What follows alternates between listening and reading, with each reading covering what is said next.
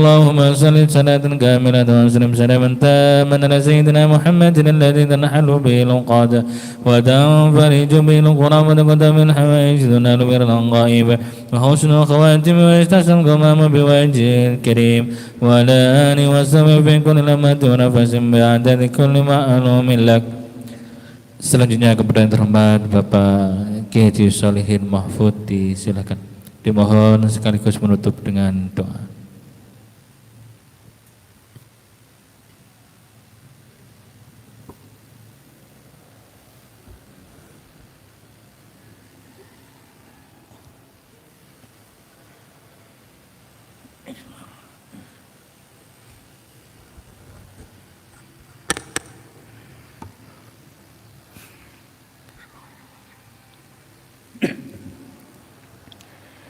Assalamualaikum warahmatullahi wabarakatuh. Bismillahirrahmanirrahim. Alhamdulillahirabbil alamin. Assalatu wassalamu ala asrofil anbiya wal mursalin sayyidina wa habibina wa syafiina wa uswatina wa qurrati a'yunina Muhammadin sallallahu alaihi wasallam wa ala alihi wa sahbihi ajma'in, amma ba'd. Para jamaah sholat duhur dan jamaah kultum yang dirahmati Allah, alhamdulillah setelah kita sholat berjamaah duhur dapat mengikuti kuliah singkat atau bil qasr dengan harapan mudah-mudahan semua yang disampaikan oleh para penceramah selalu dapat tambahan ilmu yang manfaat, dan termasuk dapat tambahan umurnya barokah, kesehatannya barokah, dan rezekinya barokah. Amin ya rabbal alamin. Para jamaah yang dirahmati Allah, pada pertemuan yang lalu kami masih menetapi paket dari keagamaan, yaitu masalah amar ma'ruf nahi mungkar. Yang lalu telah kami sampaikan masalah etika amar ma'ruf nahi mungkar. Amar ma'ruf itu ya sama dengan dakwah. Karena kalau amar ma'ruf langsung menuju pada materi untuk berbuat, mengajak berbuat yang baik, mencegah perbuatan yang dilarang oleh syariat, atau meninggalkan perbuatan yang bertentangan dengan syariat. Jangan dakwah itu sifatnya umum, jadi objeknya ya umum, tapi sama ya, sama peranannya sama. Nah, waktu itu sudah kita bicarakan tentang etika yang berbentuk dalam bentuk sikap. Apakah dakwah, apakah amar ma'ruf nahi mungkar, itu jangan lupa apa yang telah digariskan oleh Al-Quran. Bil hikmah, mau'idhah, tatkala berdebat dengan cara yang terbaik. Dan itu rupanya sudah berjalan, walaupun masih ada kekurangan, bahkan ada yang kebablasan.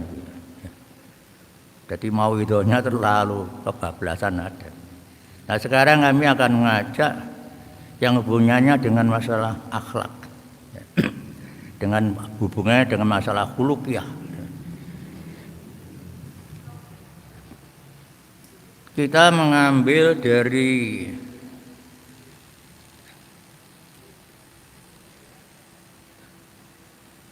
surat Al-Mudaththir ya. Ini yang bersifat perangkat dihniyah atau bersifat akhlak bagi seorang pendai maupun bagi orang yang amar ma'ruf nahi mungkar. Di dalam surat Al-Mudaththir Allah berfirman yang ditujukan kepada Rasulullah SAW. Bismillahirrahmanirrahim. Ya ayyuhal mudaththir, wahai orang yang berkemul atau berselimut, kum fa'andir, bangunlah lalu berilah peringatan. Wa rabbaka fakabbir, dan agungkanlah Tuhanmu. Wa thiyabaka fatahhir, dan bersihkanlah pakaianmu.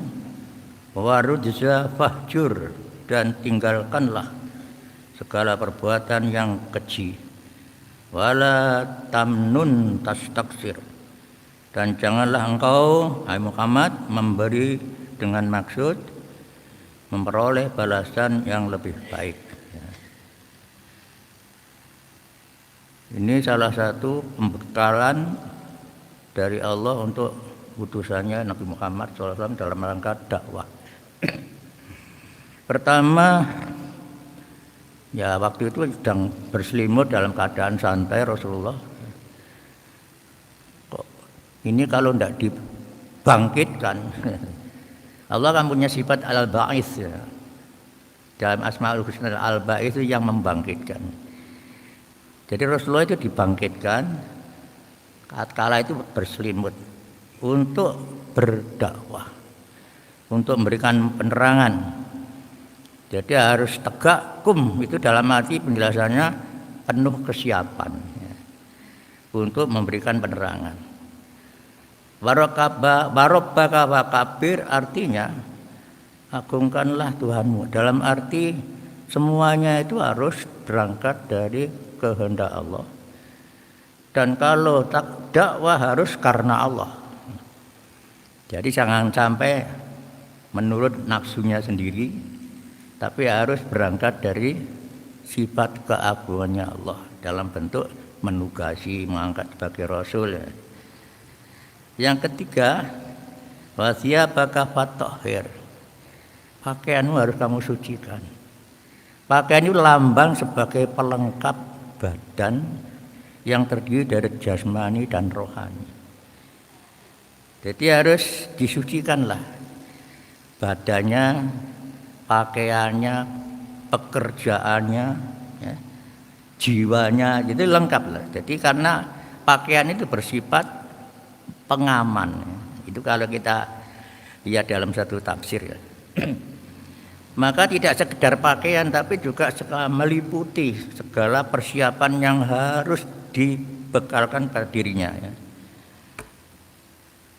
Warujza fahjur, kalau sifatnya ada satu perbuatan, apakah di komunitas orang-orang musyrik, orang-orang murtad dan sebagainya, atau orang-orang yang sifatnya berbuat yang sifatnya perbuatan yang keji ya, itu harus dihindari ya. Harus dijauhi ya. Wala tamnun taksir, dan dalam ini, dan janganlah kamu Muhammad memberi dengan maksud memperoleh balasan yang lebih baik. Jadi kalau kamu itu dakwah amar ma'ruf, jangan punya tendensi ada latar belakang ya, apa macam-macam namanya tendensinya itu ya. Apa ada pengen oleh berkat, apa pengen oleh amplop, apa pengen dapat sanjungan dan ya. Itu harus jangan sampai terjadi ya. Lu kenapa Pak? Itu kan bagus. Ya, kita harus kembali kepada Allah. Allah itu bertanggung jawab. Allah itu tatkala menugasi hambanya,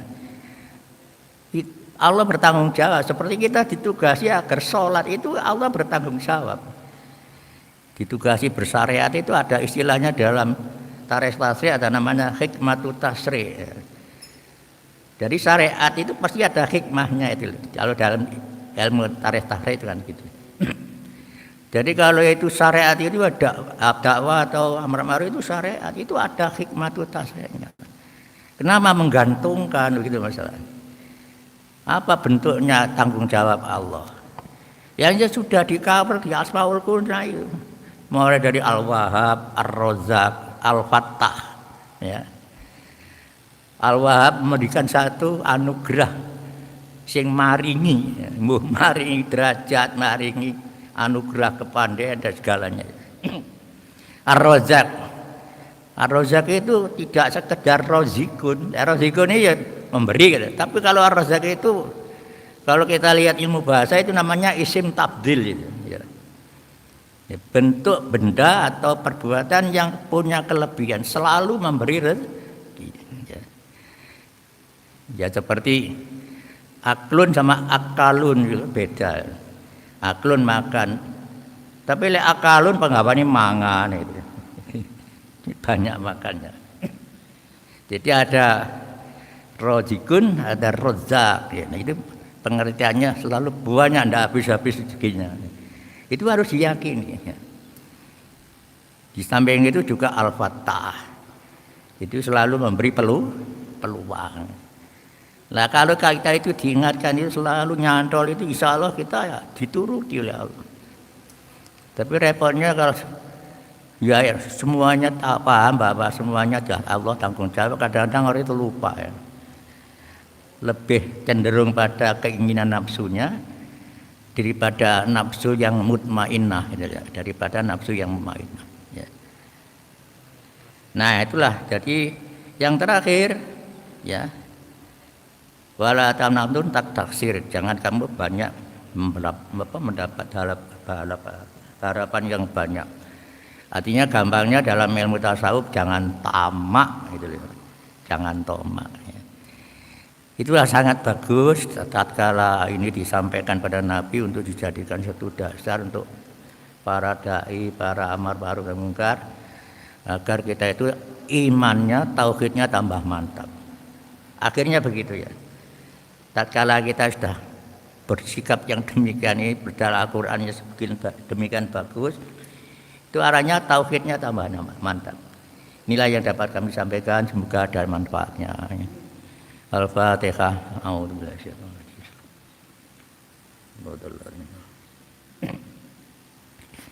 Bismillahirrahmanirrahim. Alhamdulillahirabbil alamin. Nas'aluka mujibati rahmatik wa azaimi maghfiratik wal ghanimata min kulli birrin wassalamata min kulli ismin.